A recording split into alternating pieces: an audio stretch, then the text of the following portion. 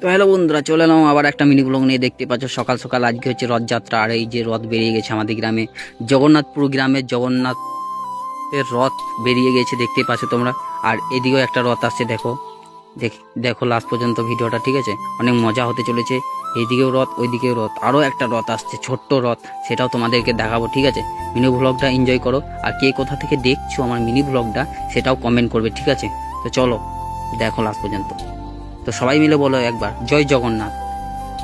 আর এই যে দেখতে পাচ্ছ আমি সিঁদুরের টিক্কা নিয়েছি, দিয়ে দিল এখনই আমাকে, এই যে।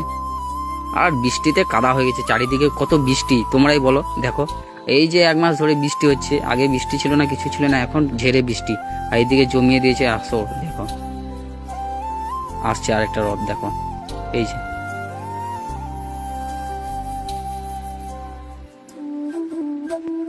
দেখো